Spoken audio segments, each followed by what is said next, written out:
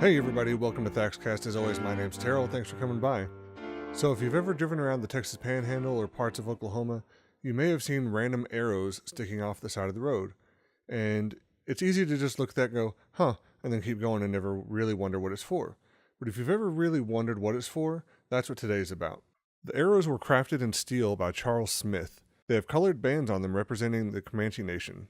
The ones I've seen basically look the same, but stand at different angles. Each one is also accompanied by a plaque telling why it's there. These arrows are part of something called the Quanah Parker Trail. Now, if you saw my Adobe Walls video, then you've already heard that name before, and you may be familiar with it. He was a part of the Comanche people. Born around 1850 into the Nakoni band of the Comanche, he was the son of Comanche chief Quanah and the Anglo-American Cynthia and Parker. After several Kiowa chiefs were rounded up by the Americans in 1871, Quanah became a dominant person in the Red River War. He was never elected by his people to be a chief, but was appointed by the federal government as a principal chief of the entire Comanche Nation. Now, in my short videos, I can't do justice to his story. That's what the trail is for. But if you want to find all of the arrows, good luck. It's harder than finding all the Pokemon. There's a website dedicated to the Quanah Parker Trail, but it isn't as informative as one would hope. The map shows a series of star markers, but then it says that these map markers mark the locations of an arrow or another point of interest pertaining to the Comanche or other Plains tribes, and that not every arrow is marked on the map. That is frustratingly vague. There's also a link on the website that says, View list of all arrows. Now you might think that this means it will tell you where to find all the arrows.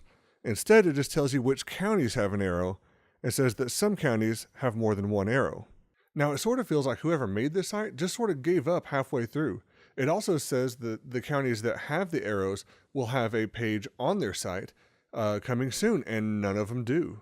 On the website, it does say, the Quanah Parker Trail wouldn't be much of an adventure if you could find everything with just a mouse click or a screen tap. But that's a terrible publicity stance. I could understand if you don't want to say what's on the plaques with each arrow, that would be the adventure. But instead, they don't really tell you anything. And by not telling you anything, it really just sort of discourages you from wanting to go, because why traipse around the entire Texas Panhandle if you might not see any or just a very few? There are at least 80 arrows, and a lot of them are on roads that nobody would ever have a need to drive down. So it seems like a waste that they won't even tell you where to start looking for them. Anyway, if you do come across one of these arrows on the road, take a second and stop. Read why the plaque's there. Native American history is very important and deserves to be remembered. I know this wasn't full of interesting facts about the trail, but that's what the challenge should be. Take a look as you drive around the area and see which ones you drive by that you may not have ever made note of before. I work out of town most days, and twice a week I drive by 3 arrows that are easily seen from the highway, but also are easily dismissed by passersby.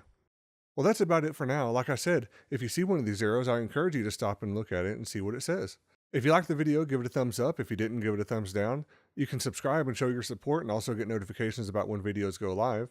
You can also support me on Patreon, where at the $1 and up level, you can get access to exclusive videos. And remember to leave your comments, because I'm always curious to know what you think. But until next time, thanks for coming by, be good to each other, and have a good one.